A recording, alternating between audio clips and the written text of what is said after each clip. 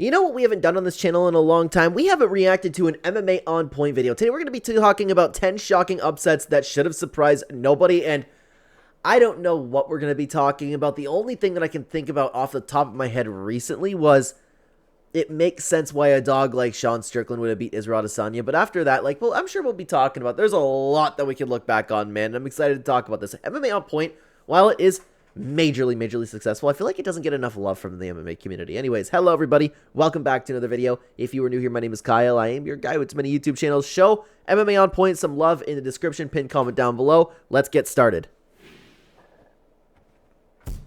We the fans think we know everything in this damn sport, especially when it comes to hugely mismatched fights. And yet time and time again, oh wow, there you go, Sean Strickland, Israel Adesanya. when huge upsets inevitably occur, because as I've said many times, in a sport that one decision can decide the outcome, you're going to get crazy outcomes. There's no 70-point touchdown pass, but there is a one-punch knockout. That said, not all massive upsets were all that massive in hindsight. Yeah, and it's easy to see, but it's so easy to say in hindsight, right? Like, oh, of course this person would have beat that. And again, Strickland Adesanya was that one, and I'm somebody who bet on Israel Adesanya, man. I was so sure he was going to outstrike Sean Strickland, but now, after watching him fight, I'm like, man, how did we not see that coming? In fact, we should have seen coming, and certainly with the clarity of hindsight, we can absolutely look back on and realize that they weren't upsets at all, they were inevitable. I'm Tommy from MMA On Point, and these are 10 shocking upsets that should have surprised no one. Number 10, Randy Couture versus Tim Sylvia. That's an oldie, man. I didn't have an opinion on this because this is a little bit before my time, but I definitely know about the matchup. The thing about the heavyweight division in 2007, the best heavyweights in the world largely weren't even fighting in the UFC. They were fighting in Pride. So you're talking about a period where most of the best talent wasn't around, and Dude, it's funny looking at all these guys and their young selves too, because everybody getting into the sport in the McGregor era, these guys were like ancient. Could easily argue that Tim Sylvia wasn't even in the top 5 heavyweights during his second title reign. But Randy Couture coming back to the division, coming out of retirement at 300 years old after that second loss to Chuck Liddell, and not to mention with the sheer size of Sylvia, it just felt like impossible odds for. Yeah, and I don't know if they're gonna say what the odds are, but man, like, come on. Come on, really? The natural to overcome. But truth be told, given the level Couture was at when fighting Liddell in his prime, there really wasn't this massive gap there like it seemed at the time, and maybe we should have seen that. Randy didn't win on a fluke, he completely dominated Tim Sylvia. Yeah, and it's important to note, there's a lot of people that cry fluke in like upsets like this too, and it's like, no, the better guy doesn't always win, I don't want to say. Dude, it's so weird looking at these fights too, because you have, sorry, I know it's off topic, but I just saw Joe Rogan with hair. I miss Goldie too, man. Oh, look at this girl in the crowd. Going crazy. There's probably not a time these two fight during their careers where that outcome is any different. Tim lost to all the best of his era. Mir, Arlovsky, even though he avenged that one. Randy, Nogueira, Fedor. In hindsight, the heavyweight division in the UFC was just ripe for someone who was outside the top 5 best guys to take the title, and that is what happened. And look at the state of heavyweight now after all that, man. Look at the state of heavyweight. I'm recording this video depending when you're watching it in 2025. Oh boy. I think the Cain Velasquez, JDS, Fabricio Verdum, Stipe era was the best era of heavyweights. An all-time great heavyweight showed up and showed where things were really at. Number 9, Frankie Edgar versus Tyson Griffin. So Tyson Griffin was a -700 favorite in this fight. What? Oh my god, that's a huge number. How? Again, this one's before my time too, and I know it's, of course, very easy to say in hindsight, and I've done my fair share of, like, bad calls. That's crazy. Edgar, you guys, which is absolutely insane when you consider that this was only Griffin's second ever UFC fight, and he beat David Lee in his debut, whoever David Lee is. I was just about to say I'm not familiar with David Lee. We did have victories over Uriah Faber and future Uriah Faber coach Dwayne Ludwig, so I do get it a bit, especially considering Frankie was making his debut, while Griffin would go on to have a decent run at 155 with some memorable wins over guys like Clay Guida in a total banger, and a fight of the night winner over Rafael dos Anjos that has aged incredibly well. Yeah, and again, he was still a good fighter, but Frankie Edgar was a different monster in his prime, man, or even like a young version of Frankie Edgar. Never quite saw the heights that Frankie Edgar would, you know, becoming champion and all that. I've mentioned this before, but you need to go back and watch Griffin versus Edgar if you've never seen it. It's a fight from 2007 that looks like it would be right at home on a card in 2025. Yeah, it's true. And I've for a lot of these bangers that I would imagine we're going to be talking about too. And once I started becoming a fan, I went back and watched so many old fights, man. They had some bangers back in the day. Base of that fight, the well-rounded abilities, it's just incredible, and I don't think people even knew what to make of it in '07. It was like Marty doing Johnny Be Good. Edgar's shocking UD win over top prospect Griffin looks like the most obvious victory ever in hindsight, but that's just because in hindsight we already know the answer. Yeah, it's time. I see what you did there. I see, Tommy. Nice. Number 8, Roger Huerta versus Kenny Florian. You youngsters may not remember when Roger Huerta was the absolutely hottest of hotnesses for a brief window in 2007. Yeah, I had to go. This is another one of those things that I had to go back and look up. I'm not too familiar with him, but I've seen a fair share of his fights. I sure do. The dude went full Hamzat. It's the best way I can describe the volume of action and the hype surrounding him. He entered the UFC in '06 with a fight of the night win over Jason Dent. He then proceeded to win 5 fights in 2007. 5 damn fights in a row. Dude, those are some Cowboy Cerrone numbers right there. Cowboy Cerrone's run, like doing the Hamzat thing, was also something that was really fun to watch, man. Tied for the all-time record, 4 finishes in that 5-fight run. He looks so happy down there. The night with Leonard Garcia, and the capstone to the whole thing, a fight of the year with Clay Guida, where he earned a submission finish in the 3rd round, the first time Guida had been finished in the UFC. Dude, I know that Clay Guida doesn't get... I know that Clay Guida gets some love among MMA fans, but I think that he deserves so much more love in general from the casual community, too. He's had so many amazing performances and fights over the years. I think you fully understand how hyped people were over this dude, but I haven't even told you the craziest shit yet. He was the first ever MMA fighter on the fucking cover of Sports Illustrated during that run, back when magazines mattered, and so expectations were stupidly high going forward. Yeah, that's true. Like, it did matter. That's like, that was a big thing back in the day, man. Even though Kenny Florian, who had already fought for the lightweight title once against Sean Sherk, was stellar, but so were Guida and Garcia, right? Even if the odds didn't reflect it, the hype for Huerta had skewed this whole thing badly with fans, and nobody saw old Ken Flo 30-27ing Mr. Magazine Man. From there, Florian would go on to 2 more title challenges, while Huerta's hotness would get very cold. Dude, Kenny was a monster back in the day, too. He was great to watch, and I miss him so much on the commentary booth. He would go on to lose 12 of the next 16 fights and never get anywhere near gold in any of the promotions he would end up in, crazy. let alone the UFC. Number 7, Mirko Crocop versus Gabriel Gonzaga. If you watch this channel a lot, you've heard me lament Mirko Crocop being forced into stupid-ass fights instead of instantly getting a heavyweight title challenge when he entered the UFC from Pride as one of the top guys in the world. Is it a hot take if I want to say that Mirko Crocop was overrated? People still talk about this guy as like one of the greatest heavyweights to ever do it. I don't think so, man. And this is somebody who's gone back, like, and I know Crocop's been around before my time, but I've gone back and I've watched a lot of his performances. The reality of the situation was that while Gabriel Gonzaga's horrifying head kick KO victory over Crocop was one of the most shocking upsets we've ever seen, that's largely because we didn't realize that Mirko was going to struggle in the cage so much. His style simply could not adapt. Not only was the space smaller, but given the shape, of course, of the octagon, the angles that Crocop had been playing with his entire life in ring, in kickboxing, and in mixed martial arts simply were not there, and it wrecked him. I mean, now, here's the thing, too, is you don't hear people say that a lot. You hear people talk about Mirko Crocop like, oh, the left leg cemetery. What did they say about the right leg? The right leg, I don't know, something like right leg damaged left cakes or left leg cemetery. Like, people talk about Crocop as if he's like one of the best to ever do it, man. One of the best heavyweights of all time, coming out of Pride. I've always disagreed with that. Look at his various runs in the UFC. First one, he beats Eddie Sanchez in his debut, a gimme. Then we get this massive upset with Gonzaga. Then Czech Congo takes him to a decision, and he's gone. He comes back and beats guys like Anthony Peroche. Pat Barry gifts him a victory, but he loses to Mir, Gringo Poppy, and Nelson. Now, did he go on to come back a 3rd time and beat Gabriel Gonzaga in a rematch? Yes, he did. I forgot about that. That slipped my mind. I was actually excited for that. I forgot about that. 8 years after the fact, when Gonzaga was past the use-by date, and Mirko had already shown us that he just couldn't fight at an elite level in... Dude, I can't believe that escaped my memory, man. The cage. Number 6, Chuck Liddell versus Rampage Jackson. I remember a lot of fans finding out that Rampage Jackson had defeated Chuck Liddell by watching video packages before their rematch in the UFC. At the time, watching fights out of Japan wasn't the easiest thing in the US, and unless you were hardcore and around before the tough boom, you I had a goated dad and a goated uncle, man. Very, very into UFC, and I was able to watch a lot of stuff. Probably had no clue that Jackson completely battered Liddell when he went over to Pride for the 2003 middleweight GP. But even if you were in the know, Jackson wasn't seen as elite yet, even though he had some... Yeah, I wonder how my dad watched all the Pride now. If it was, I didn't know that it was difficult to get a hold of because I was always watching Pride as a kid.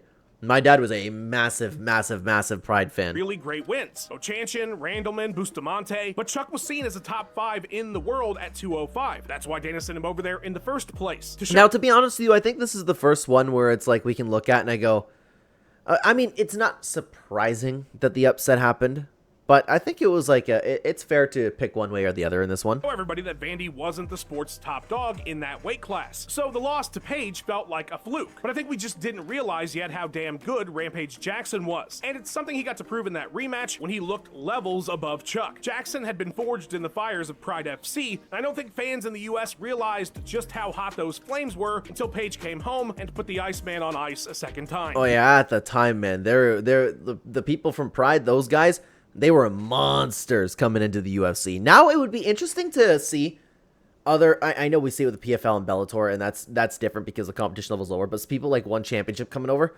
Derator's doing good. We just had Marcus Buchecha perform not that well, but I would like to see some like amazing talent come over from One to see what happens in the UFC nowadays. Number 5, Anthony Pettis versus Rafael dos Anjos. You know, that Wheaties box did a lot of heavy lifting. I'm not even saying that Anthony Pettis was a hype job, because I do think very clearly there's a ton of legitimate talent there, but he was supposed to be the future of the whole damn sport, and that Wheaties box represented a confidence in his future that we have rarely seen before. I don't know, man. This is another one of those that I didn't expect the fight to be as one-sided as it was. And I remember being shocked. And I was somebody, like, I've always liked Santos over the years, man. But Pettis was really good. Really, really good in his prime. He was a champion. He beat some of the best fighters in the world. So, to me, this upset's a little bit shocking, but the Santos was so good. It was one of those fights like I was talking about with Liddell and Rampage that could have been either or. Nobody was expecting RDA to come in there and just completely dominate this guy and take his gold. I will say that. Nobody expected the domination. I certainly didn't expect the domination. In fact, I don't even think the fight would have been booked if that was the case. I think they would have told him to go fuck off. First of all, RDA has been so underrated his entire career. The dude is just constantly overlooked. An incredible talent. But secondly, that fight with Clay Guida should have given us what we needed to see. That was the blueprint. That's how you beat Showtime. Clay was not the better fighter, but if you pressure Pettis relentlessly with heavy grappling, don't give him a single inch, don't give him an opportunity to jump off the cage and kick you in the face, he's vulnerable. He might... Okay, vulnerable might be the right way to put it, but Pettis had excellent jiu-jitsu as well. I actually disagree with that. Pettis was a great fighter. He just got... Rafael dos Anjos was just better that night. Even given to your pressure, thinking he'll catch you off his back with a sub. While Pettis is a great fighter, RDA was massively underrated in that bout, and he had all the tools to do what he did. But yeah, Prime RDA was a different beast compared to a lot of the lightweights out there. And it sucks, man. It sucks that... Like, don't get me wrong, I love Eddie Alvarez. I was actually cheering for him in that fight, but he could have had a really, really long run. Just got a little...